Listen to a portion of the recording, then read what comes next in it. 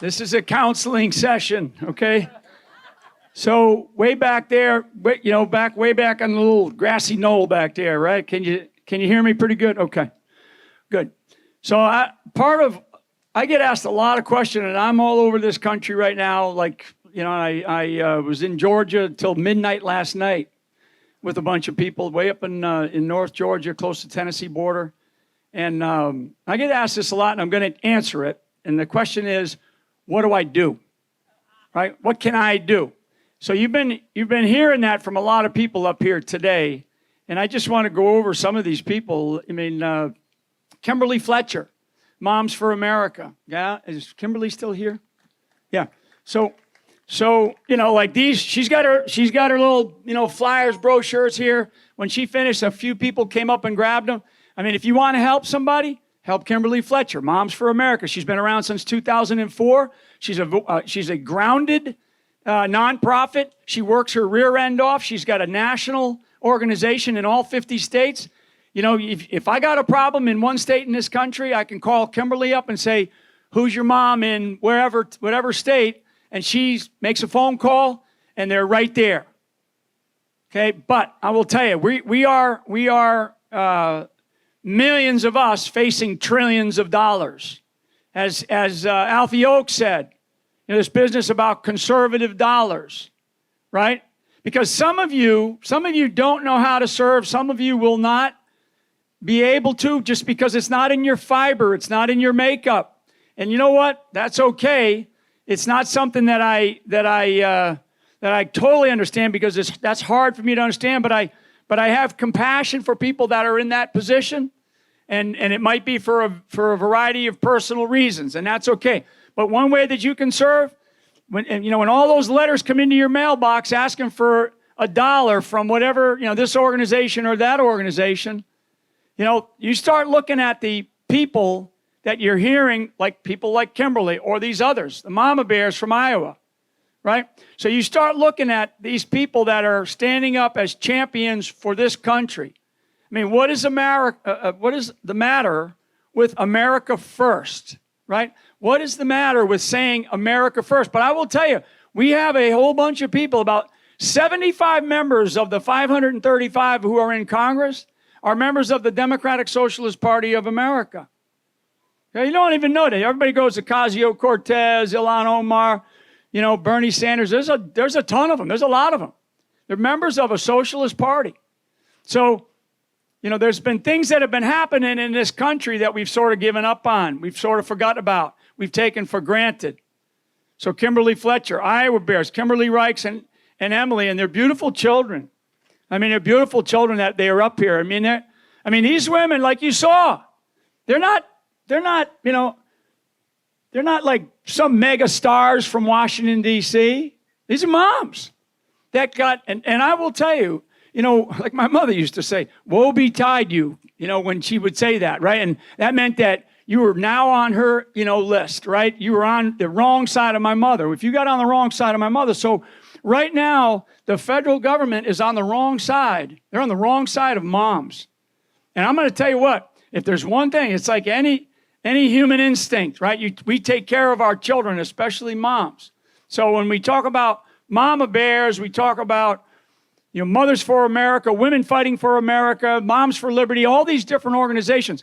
So part of what I'm saying up here is not to just the women, okay? Because this is not just about women. This is about men standing up and figuring out what they have to do too and how they get involved, because this is an all-out assault on our country. This is an all-out assault on our children, particularly our children. One of the guys up here, maybe it was Sabatini, was up here talking about enemies. Enemies. I mean, we're talking about enemies in this country as though it's like an actual enemy. Like we used to stand the whatever walls we stood against communism for 40 years, or we stood up against, all these different true enemies of America overseas. And I've been in a lot of different crazy places in the world to basically fight our enemies and stand against it. But now here we are domestically, and we're talking about the sort of the other side of the aisle as our enemy. And that's a real tragedy. But I will tell you, the real enemy of liberty is tyranny. Okay? There are enemies out there. And when you see tyranny begin to rise, like it is rising in this country today, and it is real, this is not politics as usual. I'm going to stand up here today and say, I don't know. On a given day, I don't know if the 2022 election is even going to happen. So we're up here, and on one side of my mouth, I say, I want you guys to get out there and fight for these people that are running on an America First platform and running for basically to protect liberty against tyranny. But on the other side of my mouth, I'm like, well, we got to figure out this 2020 election, because there's no way in the world that we voted for this. We didn't vote for this. We did not vote for this. I mean, if you just watch the G20 summit here the last couple of days, it's so embarrassing. As an American, as a guy who served in very, very senior roles in our government, and as somebody who has served on 6 continents and in many, many countries around this world, and I look at the president or a person in disguise. So who's here from the Herald Tribune? Anybody here from the Herald Tribune? Seriously, if you're here from the Herald Tribune, yeah, I mean, maybe they don't have the guts to speak up. But I want to know if there's somebody here from the media, because I want you to make sure that you get my words correct and you get them right. Okay? You get them right. Doug Billings and Ann Vandersteel that you just saw. These are two sort of media. These are media champions. These are people they're in there and they are fearless. They are fearless about what it is that they say and what it is that they believe. Okay? And you heard from them today, and we're all here, all of us here, we're all kind of saying the same thing. We're all kind of saying, hey, you got to figure out what you're going to do. People come up to me all the time, and they say, thank you for your service. I thought about serving one time, or I didn't serve. And I'm like, look, stop. Stop telling me, don't put a guilt trip on me because you didn't serve. So my question back to everybody, and this is being, trying to be nice because I try to be, polite with everybody, that my question back to you is then, okay, that's okay that you didn't. Maybe that's not in your fiber. Maybe that's not in your DNA. Maybe that's not in your makeup. And that's fine. So now the big question is, how do you serve? What was very interesting was I think Montez Clark talked about, he said, how many are retired? Because he was trying to get a rise out of everybody here, right? So he finally said, how many are retired? A lot more arms went up. Well, let me tell you, folks, you're not retired. If you're living in the United States of America today, you cannot retire. You cannot retire. You do not have a choice. You can sit down here in beautiful Florida, which is where we decided to make our residence. But I'm just telling you that we don't have a choice right now. This country, this is not politics as usual. We cannot sit and say, I'm going to let the younger generation do it. Or I'm going to let the politicians do it. Or I'm going to let those people do it. We don't have that choice anymore. This country is in a period of crisis like we have never been in. Like we have never been in this country. Why? Because all the other crises that we faced in this country, with one exception, and that was the Civil War, when the country was clearly split at a time, and there was a South and there was a North, and there was a set of reasons why they went after each other. So that was the time, not when a part of the country was going to change away from the Constitution. One part did want to change away from the Constitution. But it was a very clear split. Right now, it's very unclear. It's very unclear. So we're not in a precedented time. We're not in a time where we can go, well, this is like the American Revolution, and so let's get back to the Constitution. Or like World War II. Most of everything else we've always done in this country, it's always over there. Okay? And at the time of the Civil War, by one vote only, that war continued. That war continued by one vote. Halfway through that war, because they were going to decide, we'll give up. So there was a period of time in this country where we felt a need to really believe in something, in a vision that was greater than the people that existed at the time. Really, they saw something in us. They talked about it in their papers. They talked about it in their writings. They talked about it to each other, but they were actually speaking to us today. So when you hear these quotes up here by different forefathers or founding fathers, and you hear about all these different things that they thought about, they did. And they knew the enemy. They knew the enemy, and I know the enemy. And the enemy is tyranny. The enemy is tyranny. Go look it up. Go look up what tyranny means, and you're going to see the opposite of that is liberty, is freedom. Our Constitution gives us three things. Life, liberty, and the pursuit of happiness. And the first thing is life and the ability to be able to practice and be whatever you want to be, right? So I want you to do this because I want to change it up here in a little bit. So jump into COVID, right? Because COVID is a function of tyranny. It's not a function of health. It's not a function of health. I mean, you had those beautiful children up here today with their moms talking about what they were doing. It had nothing to do with health. It had everything to do with control. So on the count of three, ask me if I've gotten the vaccine. 1, 2, 3. It's none of your damn business.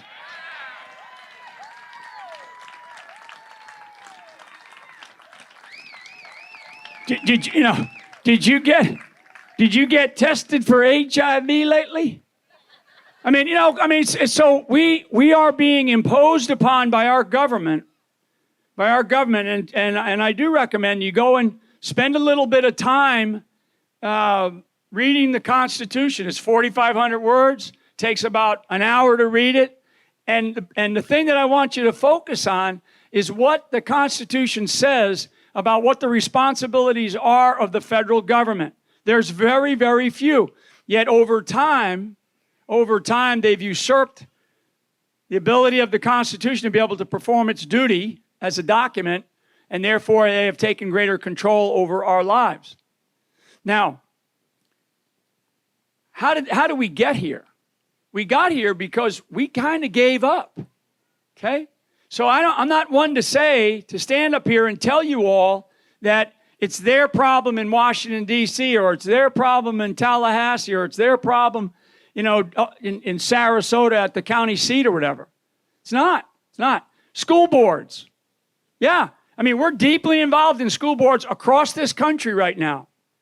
I'm going to talk about sheriffs here in a second. We're deeply involved in school boards across the country because of everything that has been talked about. But you know what? When I look at it, these people on these school boards, and many school boards you'll find have members that are members of the Democratic Socialist Party of America. Okay? The DSPA, the Communist Party of America, started at the turn of the last century. Okay? Started at the turn of the last century before World War I even started. Okay? Because communism was starting to feel its oats at that time. And then all of a sudden, over decades and decades, another sort of offshoot of it is called the Democratic Socialist Party of America. So there are members of the DSPA on school boards across the country. They're right here in Florida. They're right here in this county. So how did they get there? Well, they got there because all of us just sort of said, in fact, you don't even know. If I asked you when the school board vote is going to be in this county, for those of you that live in this county, if I gave you a little test, most of you would fail it. You'd fail it because you probably don't know when the school board election is, okay? Or how many people are up for the school board vote, just in this county. So I am picking on you all like I'm picking on myself because this is how we get involved, okay? You don't have to be the smartest person. You don't got to be the richest person. You don't got to be somebody, with all kinds of stuff. All you have to do is you have to look at what you have in this country and what we still have, because it's going to be slowly eroded away from us unless we have really, really brave patriots who step up and get involved in the political life of our country. Because really everything that we do in this country has to do with politics. Everything. When somebody says to me, I don't do that political stuff, because I look at them and I'm looking for leaders in this country. And I look at them and I say, well, why don't you run? I mean, God, you've got all the right stuff. You know, you're saying all the right things. I don't do that political thing. And I'm like, well, then, you know what? I mean, I get so irritated, I will say, then get out of my way, because I'm going to go find somebody that's willing to actually, that has the courage to step up. And you see that. You see that with some of these people that are up here today, because you see exactly what they said. And this is across this entire country. This is across this entire country. Anybody that's stepping up to run for some type of office, whether it's a school board or whether it's a United States senator, I mean, they're just ripping into these people. They're going after their families. It's death threats. They're trying to take their children. I mean, these are people that are trying to get involved in the lifeblood of this country. We cannot have that. The enemy of liberty is tyranny. Do not forget that. I don't want to talk about enemies like a person who's in this party or a person who's in that party. I will tell you that there's a smart thing said by Drew, I believe, that about this independent stuff and you register as a Republican, you register as an independent, you register as a Democrat. But if you're an independent, you can't vote in a primary. So actually, you're giving up something. And in a way, that's our two-party system in this country right now. Now, you can register as a libertarian, you can register as an independent, but when it comes time, that's just not how it's working right now. So until something dramatic shifts in this country, and you really feel like this country is at risk, then you better think about where you're registering or what you're registering as. Okay, because you can always go in the normal election, not the primaries. You can always go and jump ship if you want. If you don't like the person, you can always go to find somebody else, right? You can vote for whatever party, but it's a really smart thing, because that's tactics. That's tactics when we talk about winning this country back. I mean, which party did most of these people talk about today? About being useless? Which party? The Republican Party. I mean, why? So I'm not up here to bash the Democratic Party. I'm not up here really to bash the Republican Party. What I am up here to do is to tell you all that if you don't figure out how you get involved in this country, if you can't figure out how you're going to serve this country, and you're looking at a person that my entire life is about service. But it's not over. It's not over. In fact, it'll never be over.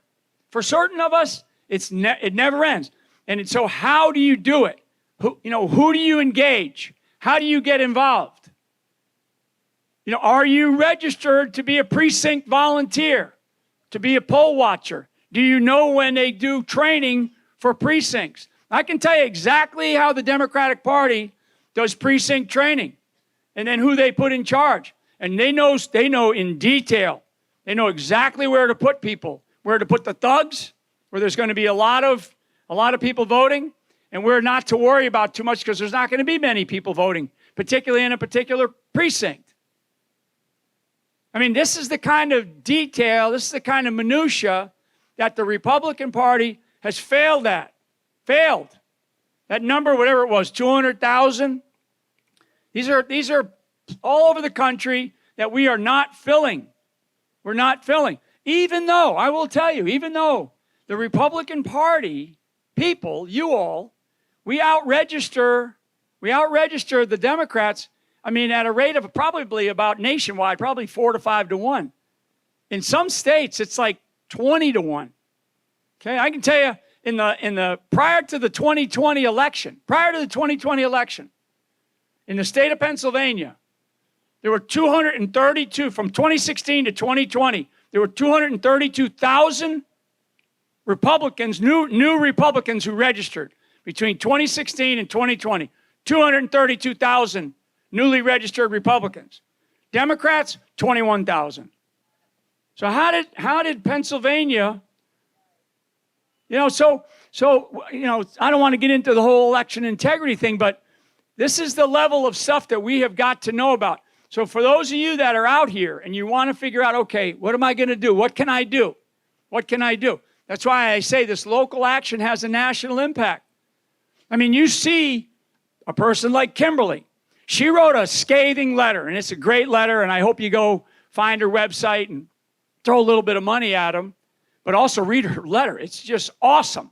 I mean, she calls out the Attorney General of the United States of America. She calls out the President of the United States of America. She calls out the National Education Association. And they back down. They back down. And because of that, you saw 2 committee hearings over the last 10, maybe 14 days, one with the House Judiciary and one with the Senate Judiciary, right, where they were raking over our Attorney General, Garland. And like Ted Cruz said, thank God he is not on the United States Supreme Court. But I ain't all that impressed with our people on the Supreme Court. Okay? So we're in a very, very difficult place. This is not, and I'm not going to sugarcoat any of this. This is a time of crisis in the United States of America. And everybody, you all know it. Everybody knows it. Everybody feels it. You may not have the depth of understanding or the network or whatever it is, that the kind of stuff that I get fed on a daily basis, or the kinds of things that we are deeply involved in to try to turn this thing around. I kind of say, it's one county at a time. So I'll talk about sheriffs briefly. Sheriff, his name is Schmaling, up in Racine, Wisconsin. Anybody from Wisconsin? So this sheriff did his own investigation. How many people know about this sheriff up in Wisconsin? Yeah, so good.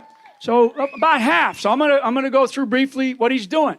So the sheriff's name is Chris Schmaling, Racine, Wisconsin. He did his own investigation because somebody came to him and said, hey, we've got these assisted living centers, and there's like all kinds of votes coming out of them.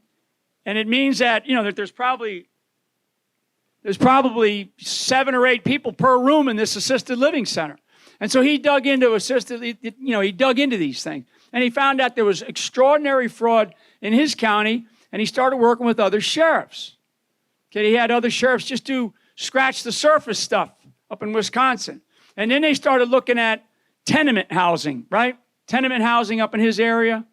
And they found tenement housing where there was like 26 units, and there's like 1,000, there's 1,000 votes coming out of those 26 units, meaning that there's like 50 people in every single room. They found probably 30 of those. So he's come now out, and he's presented his evidence, right, as a sheriff. Sheriffs have so much authority, so much power in this country. I'm going to talk about one other sheriff. So this sheriff did this. The name calling, the attacks on this sheriff, who's a duly elected individual, that are now hammering him, I guarantee his family is going to be threatened. His livelihood will be threatened. And he'll have all kinds of hate mail from all sorts of places outside of his county, because I can guarantee you the people in his county probably love it. But that's the kind of push that we need in this country. We need sheriffs.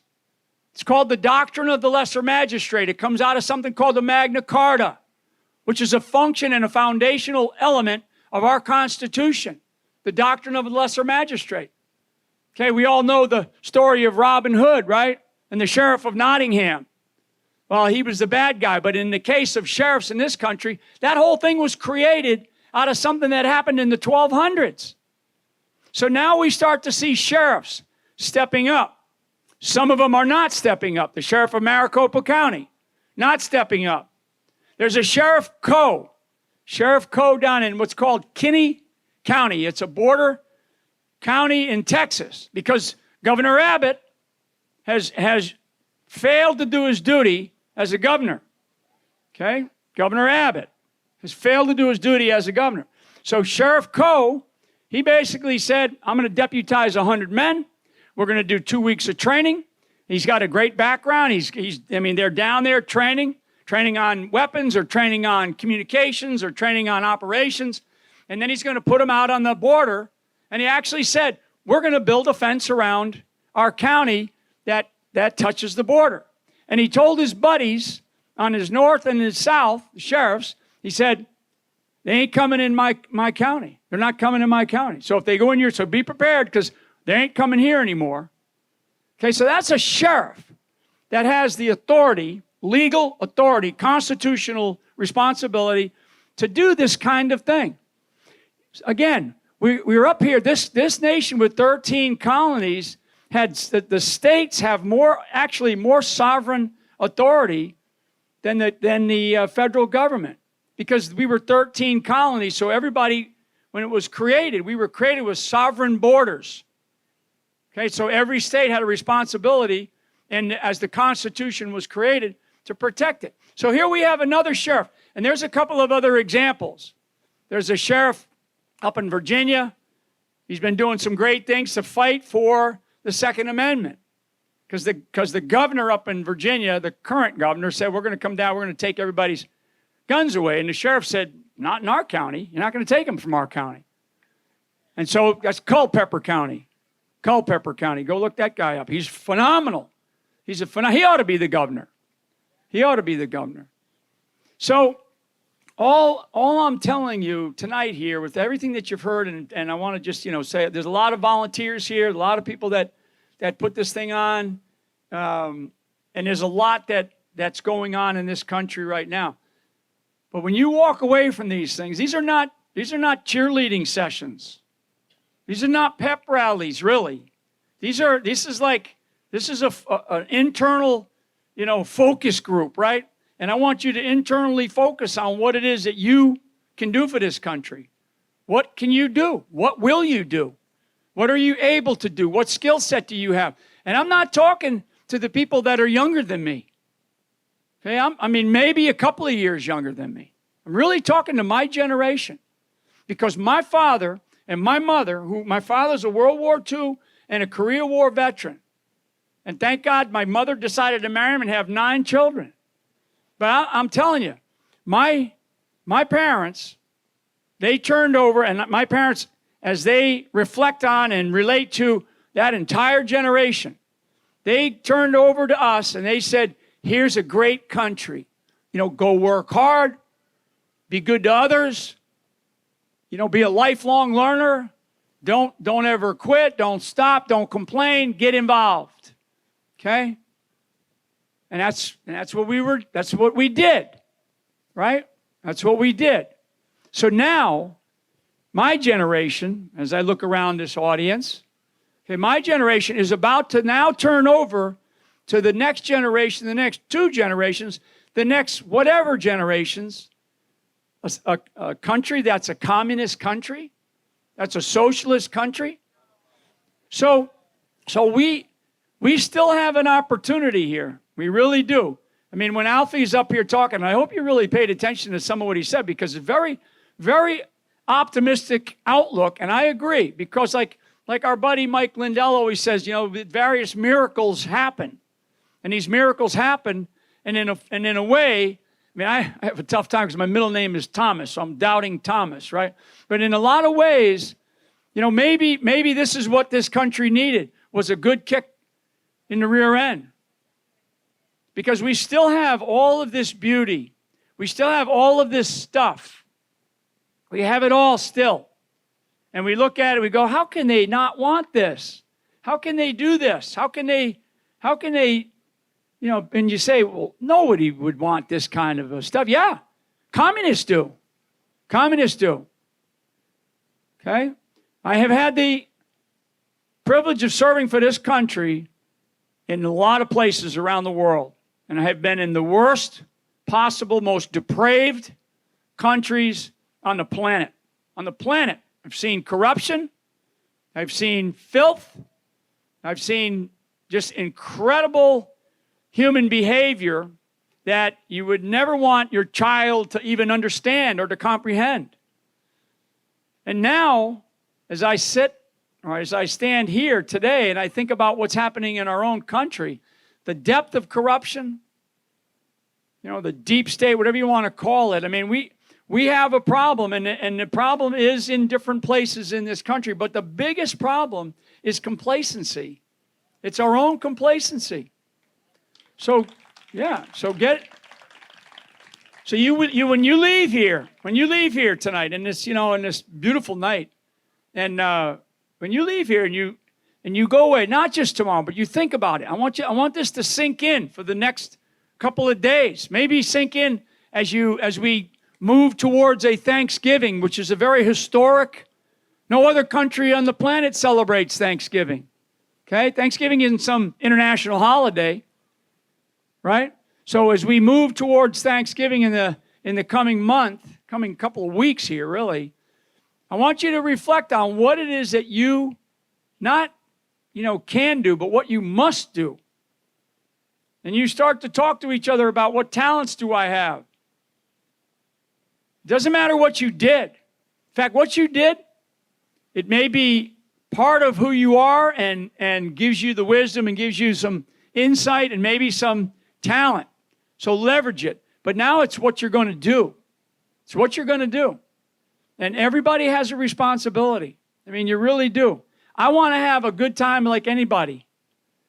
I want to go and all of the craziness of the career that I had in the military, the madness that I experienced, and my family and I experienced over the last, it's still going on. It's still going on. It never stops. It never stops because they fear the truth. They fear that. That's why they cancel us. That's why they constantly cancel us. So they fear that. And that's what we have to keep doing. So we have to keep having these kinds of events, whether it's here in this beautiful venue here at the Hollow, or whether it's in the state of Oregon or the capital of Arizona in Phoenix, or wherever we're going to go, because we're going to go to all these places. And the message is generally the same. And I will tell you, the response is actually really good. And you saw some of it today. You heard some of it today. These people, these champions, these are champions that you saw today that are up here. And that's right, they deserve a round.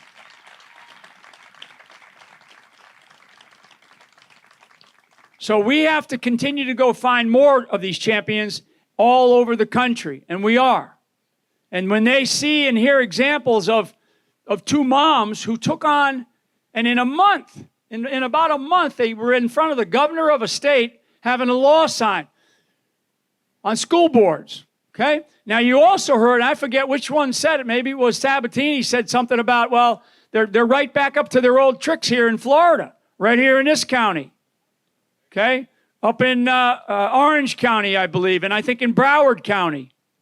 And they're giving the governor of this state that created a law, they're giving him the Italian salute. Now, so if I had Ron DeSantis by his tie, I would tell him, you got to juggle more than one ball at a time, buddy. And you should not let these people give you the big finger, because they are against you. They're against you. I think the world of Ron DeSantis. But I'm going to tell you, if somebody was in violation of a rule that I put in place, or of an order that I gave, and I found out about it, and I hope that somebody's telling him about this kind of stuff, or he's paying attention enough, because these are people that are in violation of a law, not a mandate, of a law. And they're basically telling you represent, the people of the various counties. They're telling you, tough, we don't care what the governor says. That's what they're doing. So that's why we got to be smart. We got to pay attention. You got to read. You got to listen. And you have to get involved. Okay? The last thing I'm going to do is I'm going to make a presentation up here. We have a, bring that out here, buddy. Olivia, why don't you come out here? Look at this. Look. What a Halloween, yeah. So cute. So Olivia and I became, I actually didn't meet her until a couple of different events later. But when these gals, Kimberly and Em, were talking about Tulsa, that was when I became aware of this young lady. I mean, the story is just unbelievable. It's even worse than what she described. It's horrible.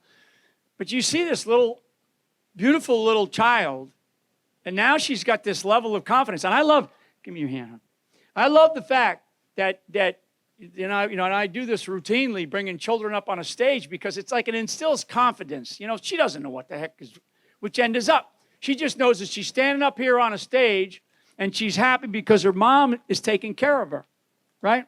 So, but this gives confidence to this young lady. And there's like little kids out there. All of a sudden, it's all this forced family fun that's out here today, right? So all these little kids, they're popping up now because they see this little girl up here, right? And other kids begin to realize how important this is. And they see something and they're like, wow, what's happening? What's happening? Okay? And like I say, all the time, the only reason that I'm doing what I'm doing, no other reason. I love this country, but I'm doing this because I have grandchildren, and I refuse to turn this country to my grandchildren, okay, or yours, I guess, to what I know it shouldn't be. So what I'm going to do, this is a replica. It's a gold-plated replica of the beautiful Constitution and the Declaration of Independence of the United States, and it's signed by a whole bunch of people. So I'm going to let you accept it for the hollow, okay, on behalf of everybody out here. And I just want to say to all of you, thank you for all being here today. And, and God bless this country, but get in there and fight. Do not give this country up. All right? Here you go, honey. Now you stand right there. Hold it right there. Okay?